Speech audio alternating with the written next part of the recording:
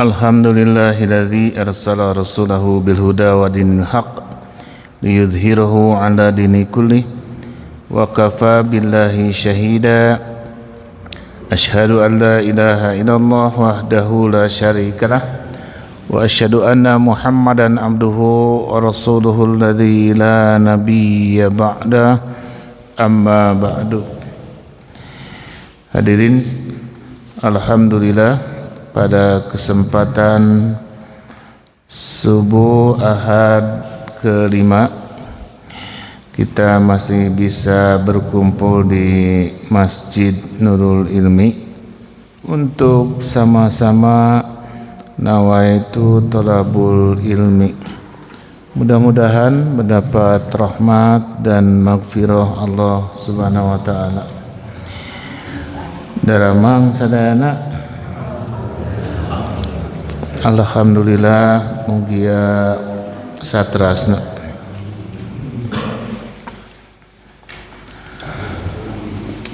Kajian yang lalu kita membahas masalah al-kibru atau takabur. Sekarang masih akhlak tercela. Yang kedua adalah al-bukhlu. Kami disebut al-bukhlu, mal kenal apa itu al-bukhlu, tapi kami disebut al-bakhilu baru kenal. Bakhil itu kikir, pelit, begitu ya. Al-bukhlu kikir. Akar kata bakhil berasal dari kata kerja bakhala yabkhalu bukhlan.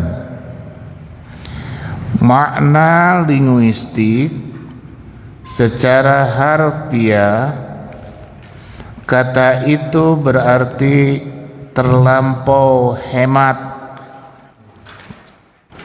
dalam memakai hartanya atau menahan sesuatu yang dimiliki padahal tidak diperbolehkan untuk ditahan. Coba ya cerita sedikit. Di saya ada pekerja kerupuk atau pedagang kerupuk. Berkumpullah di sana. Ada yang dari Cibalong itu mana ya? Tasik, Ciamis dan sebagainya lah, berkumpul di sana itu. Saya perhatikan sejak kecil, saya memperhatikan itu. Saya lihat makannya itu dengan bala-bala saja. Dari kerupuk mah gratis, ya. Dengan bala-bala, dengan gehu makannya itu. Pagi begitu, siang begitu. Namun ngarokok teh ukur 2 batang, ya, sabatang untuk pagi hari. Dikuntungkan ke siang we kuntungna gitu ya. Sore hari 1 batang dikuntungkan untuk malam hari, begitu. Boleh tidak begitu? Boleh, ngirit. Dan ternyata di rumahnya itu, di lemburnya, di Cibalong atau Ciamis itu, rumahnya itu mewah.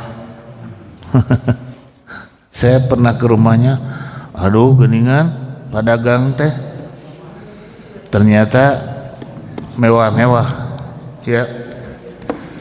Nah begitu, itu termasuk al-bakhilu atau bukan? Bukan. Ya, di sini kan ada kalimat terlampau hemat. Hemat itu kan ngirit ya. Ya. Itu ngirit ente. Atau oh, eta mah sederhana. Jadi bedana ngirit dengan sederhana itu tipis. Tipis. Sekali lagi ya, kitu teh di rumah di Bandung, kalau di lembur nama tidak begitu.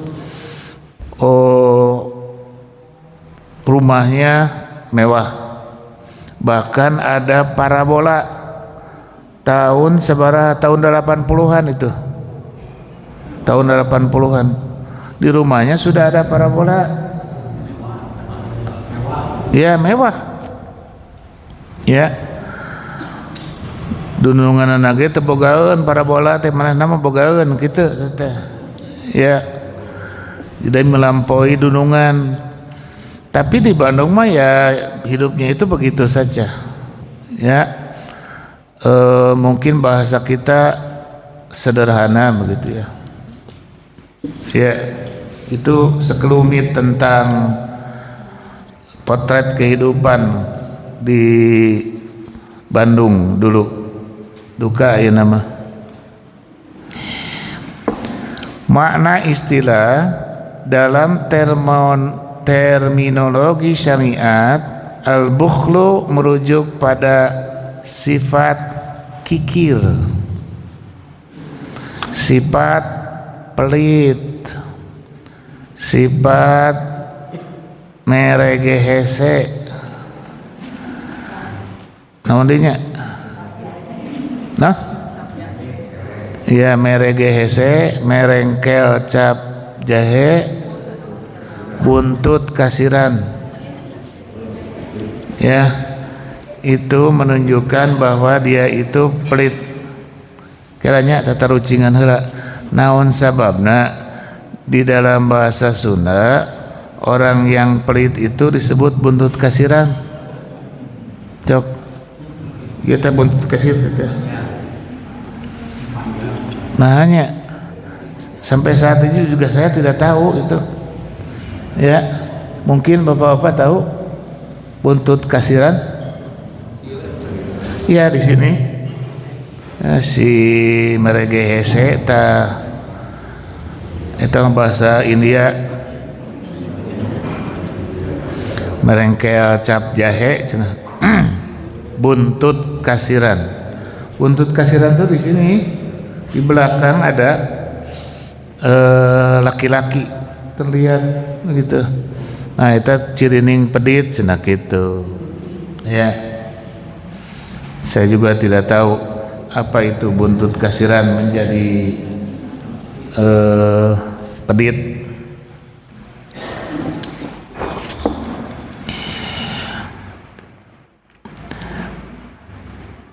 Al-bukhlu merujuk pada sifat kikir, yaitu sifat enggan mengeluarkan sebagian harta yang dimiliki padahal tidak diperbolehkan untuk ditahan.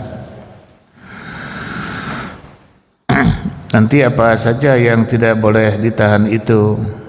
Makna istilah dalam terminologi syariah, al-bukhlu kumaha itu kira. Dalam terminologi syariah, al-bukhlu merujuk pada sifat kikir, yaitu sikap enggan mengeluarkan sebagian harta yang wajib dikeluarkan seperti zakat, nafkah dan sedekah. Kalaupun mengeluarkan ala kadarna, dia itu punya penghasilan miliaran, tapi lamun ngabusan kencereng teh cukup 2.000 gitu. Tuh begitu. Ketika ditanyakan kenapa 2.000, 2000 geda ikhlas abdi mah kitu. 2000 mah ikhlas Nabi mah, padahal uangnya miliaran itu. Ya.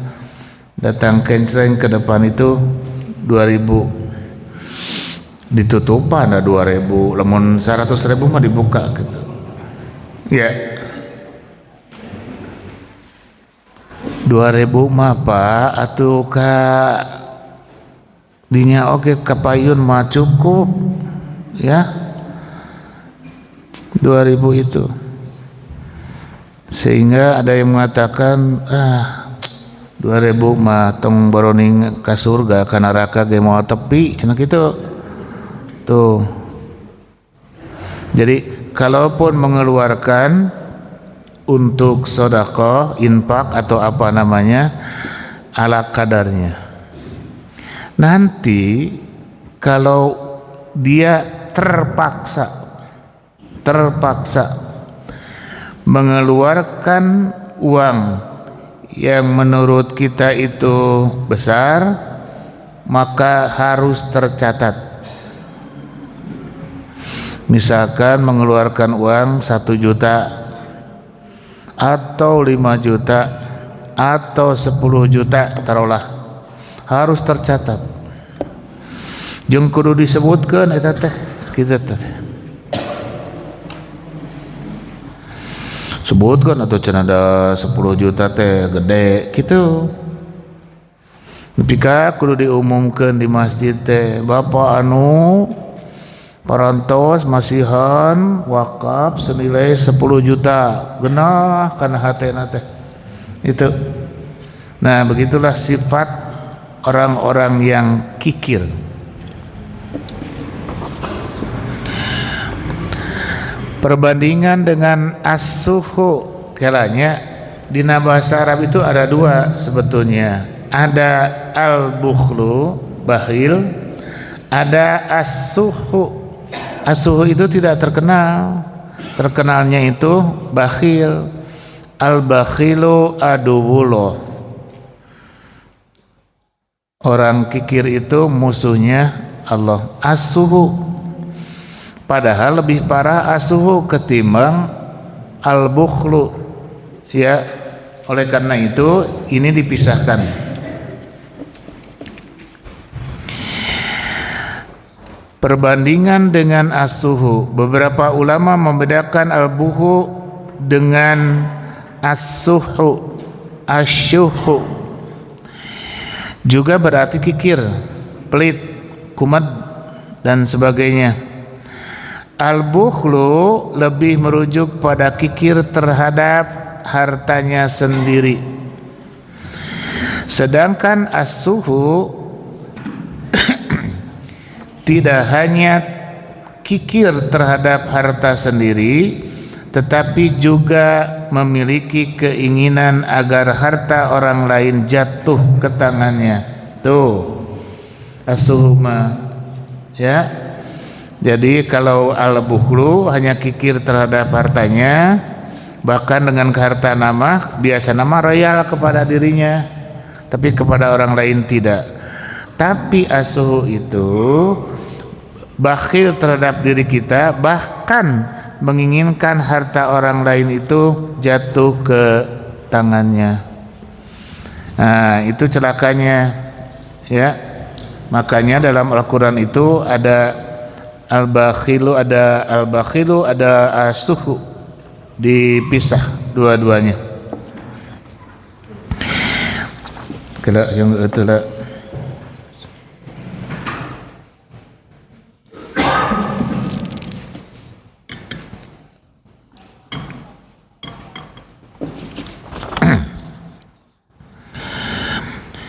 Ibnu Qayyim berkata, perbedaan antara as-suhu dan al-bukhlu adalah bahwa as-suhu adalah sangat tamak terhadap sesuatu, mengulang-ulang pencarian, melakukan penyelidikan dalam rangka meraihnya, serta kerakusan jiwa terhadapnya, tamak. Sementara al-bukhlu adalah menolak untuk membelanjakannya setelah ia meraihnya, dia mencintai dan menahannya, maka dia adalah yang bersifat as-suhu sebelum mendapatkannya dan bersifat bakhil setelah mendapatkannya. Maka bakhil adalah buah dari sifat suhu, dan sifat suhu mengajak kepada kebakhilan. Suhu tersembunyi di dalam jiwa, maka barang siapa bersifat bakhil, maka sungguh dia telah mentaati suhunya. Dan barang siapa tidak bakhil, maka dia telah bermaksiat kepada suhu dan terjaga dari keburukannya, dan dialah yang beruntung. Baik bakhil ataupun suhu, dua-duanya itu tidak baik. A'udzu billahi minasy syaithanir rajim. Fattaqullaha mastata'tum wasma'u wa'ati'u wa anfiqu khairan li anfusikum wa man yuqa suhha nafsihi fa ulaika humul muflihun. Maka bertakwalah kamu kepada Allah menurut kesanggupanmu, dan dengarlah serta taatilah dan nafkahkanlah nafkah yang baik untuk dirimu. Dan barang siapa yang dipelihara dari kekikiran dirinya, maka mereka itulah orang-orang yang beruntung.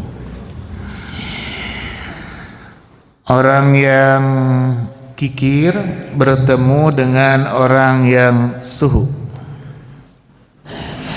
Ini udah tua orangnya itu. Bertemulah orang kikir bertemu dengan orang yang bakhil. Kita main yuk cenah kitu. Main kemana? Eta we ka alun-alun cenah kitu. Jalan kaki. Tapi dia tidak mau naik angkutan kota. Sabab bingung, engke kudu mang mayarkeun saha teh kitu. Pikiranna teh. Nusa urang kitu pikiranna teh, nusa urang juga begitu. Padahal sama-sama tua ini. Kita mah jalan kaki saja ya, cenah hitung-hitung olahraga kitu teh. Terus nate ya jalan kaki saja berdua sampai ngos-ngosan, ya pulang ke rumah sakit karena dia tidak mau mengeluarkan sejumlah uang untuk membayarkan angkot, hanya sekedar angkot. Akhirnya dia sakit. Melihat bapaknya sakit, anaknya membeli mun urang mah hideng gitu, membeli pisang yang besar-besar pisang.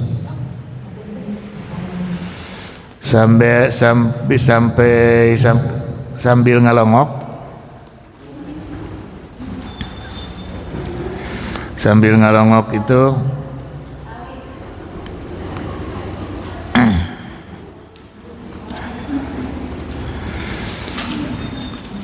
memberikan pisang itu. Ari ceuk anu gering teh aki-aki anu tadi teh nya, dia mengatakan ieu sama pisang sabaraha sagede kieu. Cek anakna teh tong emutan harga. Yang penting bapak sekarang memakan pisang ini dan menjadi sehat. Mung cenah sieun mahal. Begitu. Begitu dia. Orang bakhil itu begitu. Ya. Akhirnya aduh bingung. Disebutkan we dibohong gitu, sebutkeun saanu gitu. Kakaret daek saanu mah eta ge dibelah ngan sabelah jangke deui cenah jang sore gitu. Betapa susahnya menjadi orang yang bakhil itu karena perhitungan. 2 sama dengan 2, 2 tambah 2 sama dengan 4, 5 tambah 5 10. Gitu orang bakhil mah. Kan kalau kita mah tidak begitu. 1 tambah 1 sama dengan 3, 1 tambah 1 sama dengan 5. Pan bingung batur teh itu matematika di mana cenah. Ya. 1 laki-laki, 1 perempuan dihijikeun jadi sabaraha tah? Ya. Jadi tidak terbatas atuh. Jadi 3. 1 tambah 1 dijikeun jadi 5 tuh. Budakna teh 3 teteh. Bahkan ada budakna 10. Jadi 1 dengan 1 itu sama dengan 12. Puguh bingung atuh. Ya. Karena berkembang. Nah, itulah contoh orang-orang yang bakhil atau orang-orang yang suhu.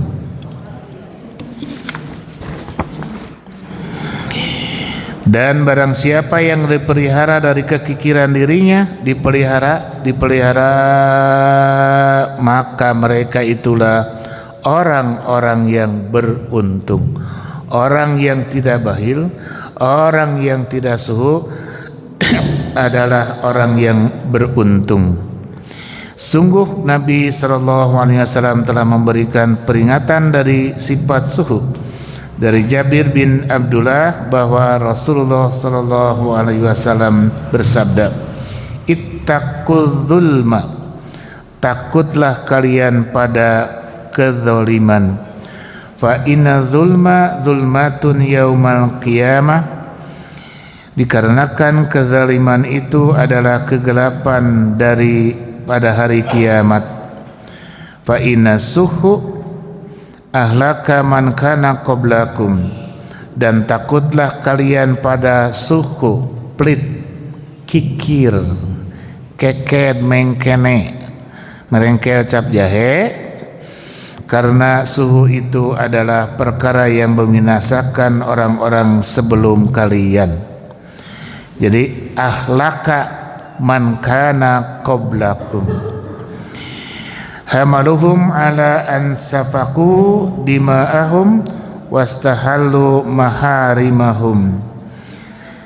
Suhu itu membawa mereka untuk menumpahkan darah dan menghalalkan kehormatan-kehormatan mereka. Karena dengan sifat yang jelek ini, yang tercela ini, akhirnya suhu ini termasuk hal yang harus dihindari. Kelanya ieu mah pergaulan sehari-hari. Orang yang merokok tapi kikir kumaha tah? Orang yang merokok tapi kikir, tapi ngariung mah ngariung biasa gitu. Cekes mana teh hiji ngarokok udud ya. Ieu nate si rokok nate deket dengan tempat duduknya. Nah, teman saya mencoba sama rokok itu. Manehna ge boga sebenarnya mah. Cikah cenah ngiringan, mangga cenah kitu. Cekes cenah dijauhkeun ka itu teh. Dideketkeun deui ku manehna teh ka dieu. Tah kitu. Tong jauh-jauh teuing. Gitu. Atau orang merokok itu biasanya mangga cenah dikaluarkeun teh hiji we kitu tah. Ya. Itu adalah sifat orang yang kikir, orang yang pelit. Dari gerakannya saja sudah terlihat oleh kita. Ya. Ai urang mah pan ngarokok teh brak we saraya gitu. Iman ngarokoknya, ngarokok.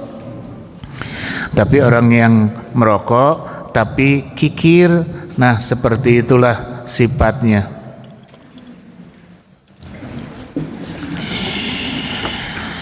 Dari Ibnu Umar, dia berkata, Rasulullah sallallahu alaihi wasallam bersabda, "Salatsun muhlikatun." 3 perkara yang membinasakan. Sekali deui, salatsun muhlikatun. 3 perkara yang membinasakan. Suhun muta'un, kebakhilan yang ditaati. Wa huwa muttaba'un, hawa nafsu yang diikuti.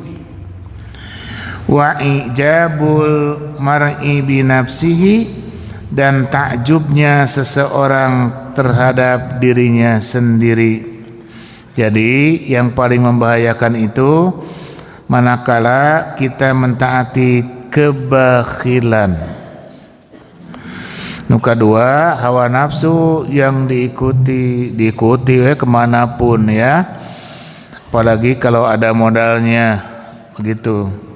Dan takjub terhadap seseorang terhadap dirinya sendiri. Abdi mah geulisnya, abdi mah kasepnya, begitu takjub kepada dirinya sendiri. Ari batur teh nyerengir weh.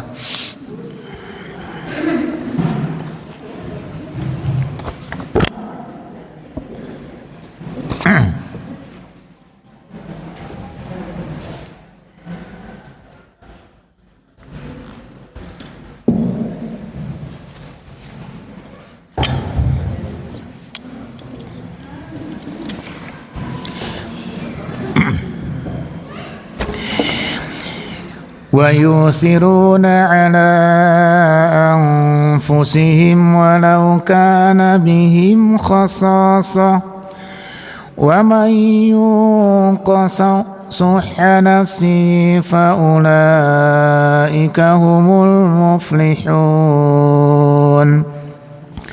Dan mereka mengutamakan dalam kurung orang-orang muhajirin atas diri mereka sendiri, sekalipun mereka dalam kesusahan. Dan siapa yang dipelihara dari kekikiran dirinya, mereka itulah orang-orang yang beruntung. Nah, di bawah disebutkan mengenai asbabun nuzul. Kenapa ada ayat ini? Jadi dan mereka mengutamakan, orang-orang Ansor itu mengutamakan orang-orang muhajirin ya atas diri mereka sendiri, sekalipun mereka dalam kesusahan. Lamun urang nulungan batur bari urang ge susah. Hiji teh lamun urang nulungan batur bari urang oge tidak kesusahan, beda tah. Beda. Oleh karena itu di sini ada asbabun nuzulnya. Dari sebab nuzul ayat yang ada di Al-Hasr ayat 9 adalah yang telah ada di dalam Sahih Bukhari.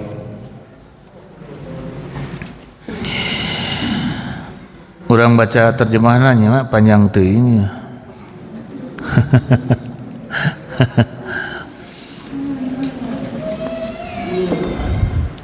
Dari Abu Hurairah bahwa ada seorang laki-laki yang datang kepada Nabi sallallahu alaihi wasallam. Ini ceritanya harus rada imet, harus diperhatikan ya. Sebab kalau tidak diperhatikan kabur nanti. Saya bacanya pelan-pelan. Dari Abu Hurairah bahwa ada seorang laki-laki datang kepada Nabi sallallahu alaihi wasallam. Lalu beliau datangi istri-istri beliau. Para istri beliau berkata, kami tidak punya apa-apa selain air. Sahatah istri-istri Nabi hanya punya air. Kacidanya sangsarana Nabi begitu ya. Urang mah ayeuna atuh TV aya, motor aya, HP kalau anak 4 berarti 6 itu HP ya. Belum can maraban HP, sabaraeun teh maraban HP ge. Nah, terus di rumah juga membasang wifi ya. Terus indung budak hayang haroream cenah capek nyeuseuh teh beli mesin cuci ya. Terus hayang santai cenah beli kulkas ngara lamun panas-panas teh tiis ngageleser ka handap begitu ya.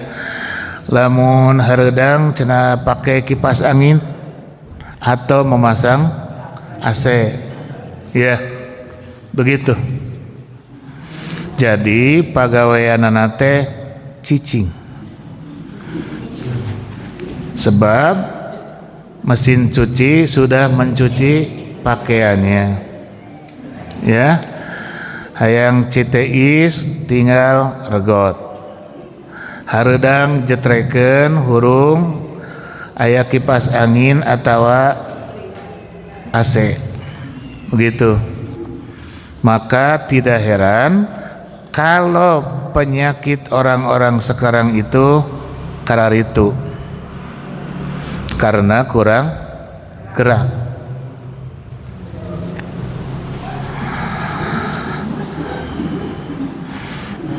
Baheula mah da jarangnya yang penyakit yang sulit-sulit itu disebutna teh aya nama naon, aya kanker, aya tumor, aya macam-macam lah begitu ya. Kalau dulu mah paling oge nyeri cangkeng begitu ya. atau apa ya bisul paling oge lah ya, roromehen atau hapur begitu kalau dulu itu. Sebab begitu bangun terus sholat terus ngaji terus ke sawah ya, but ko itu ka dieu awakna kapanasan, awakna kahujanan dan sebagainya menjadi kuat. Nah, istirahat saja jam 12 itu dianteran ku ibu tani, dianteran anak oge karena dikelek teh gitu tah. Mangapa cenah kitu? Taranya na kokocok. Tarangnya na kokocok itu. Kokocokna teh tina cai sawah we kitu. Digitukeun. Disebutna teh lamun nyana kokocok mah eta mah ngamenak cenah kitu. Ngamenak di leuweung cenah atulah kitu mah. Habak we kitu. Eta teh tilu mangkok, tilu piring, tabeak terap gitu. Ngerokona dun kawung gitu.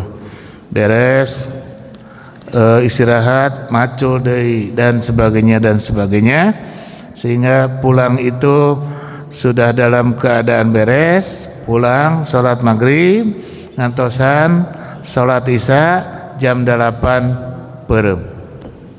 Beresnya jam 8 peureum, gugah-gugah teh tabuh 2 atau setengah 3 atau paling telat jam 3. Salat tahajud, terus salat subuh dan seterusnya. Kitu we motorna teh. Da teu pernah gering atuh. Jadi tidak ada catatan dalam kamusnya itu sakit. Ya, maka puskesmas itu kosong, Tah eta mah zaman dulu. Duka zaman ayeuna mah. Ayeuna mah bisa mayar, ayeuna mah naon nyuci baju saja bisa mayarnya ya namanya mang mayarkeun gitu. Caricing we teh areueuh gawe.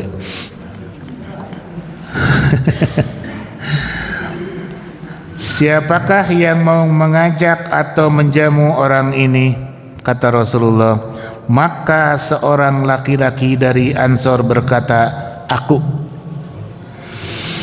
Sahabat Ansor itu pulang bersama laki-laki tadi, menemui istrinya lalu berkata, muliakanlah tamu Rasulullah ini. Istrinya berkata, Pak, kita tidak punya apa-apa cenah, kumaha eta gitu. Kita tidak memiliki apa-apa kecuali sepotong roti untuk anak kita. Kita teh cek sahabat Ansor teh, suguhkanlah makanan kamu itu, lalu matikanlah lampu dan tidurkanlah anakmu. Kita teh. Jadi putranya, anaknya ditidurkan dulu supaya henteu ceurik hayang roti.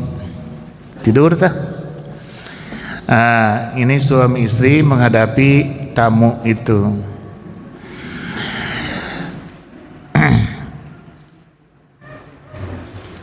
Maka ketika mereka hendak menikmati makan malam, maka istrinya menyuguhkan makanan itu lalu mematikan lampu dan menidurkan anaknya. Kemudian dia berdiri seakan-akan hendak memperbaiki lampunya, lalu dimatikan kembali. Jika rek ngalareskeun cempor, akhirnya aduh itu kumaha dipareuman, akhirnya teh mati lampunya itu.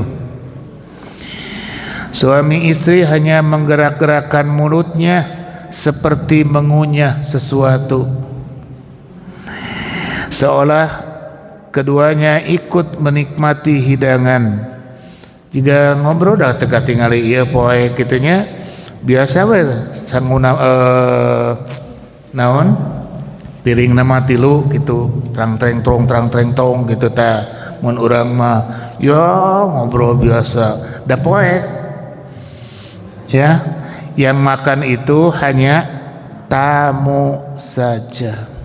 Sedangkan suami istri ini, terlebih anaknya yang sudah ditidurkan, tidak ikut makan, tapi seolah-olah dia makan. Oh ya, ngobrol gitu biasa. Ya betul dan sebagainya. Padahal tidak makan suami istri mah, yang makan mah hanya tamunya itu.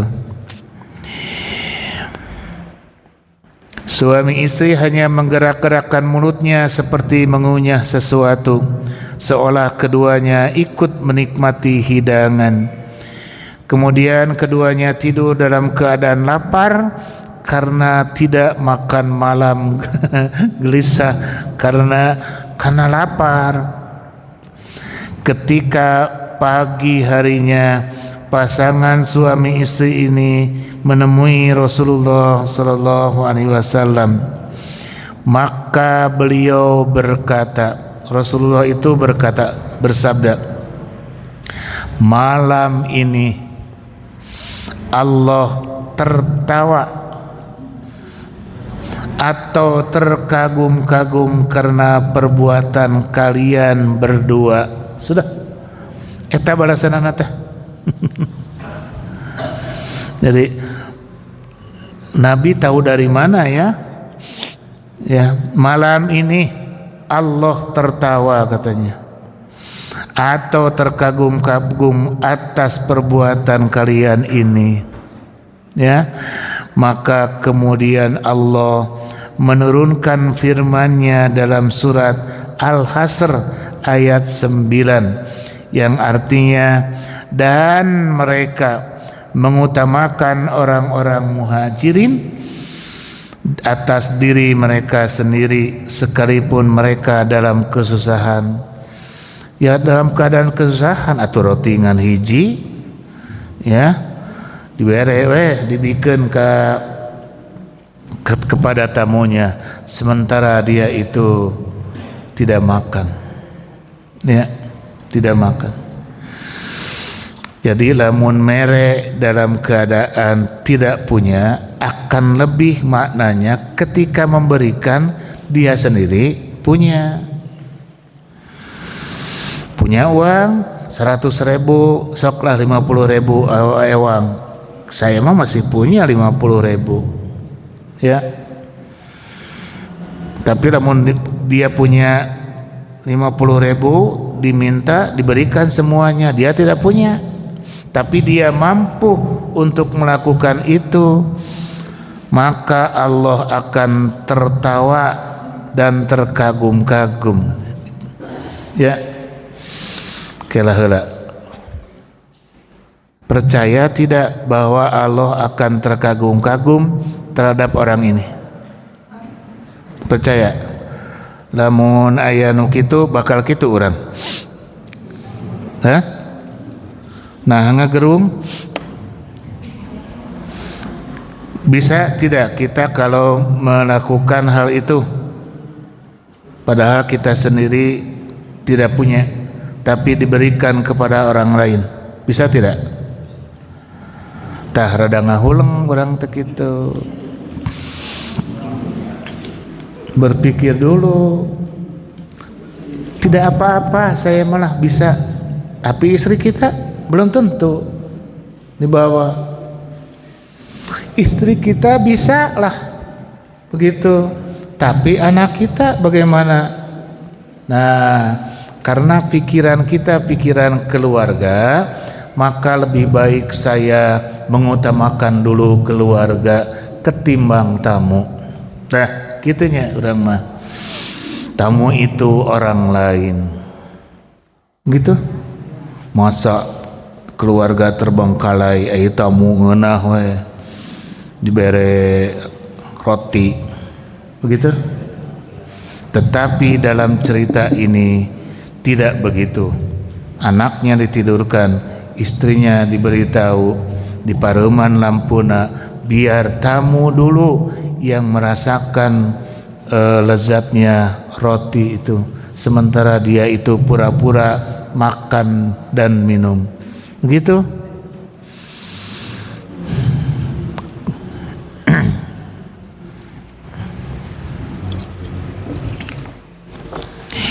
Dan siapa yang dipelihara dari kekikiran dirinya, mereka itulah orang-orang yang beruntung.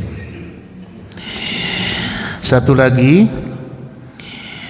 wala yahsabanna alladhina yabkhaluna bima atahumullahu min fadlihi huwa khairan lahum bal huwa syarrun lahum سيطوقون ما بخلوا به يوم القيامة ولله ميراث السماوات والأرض والله بما تعملون خبير.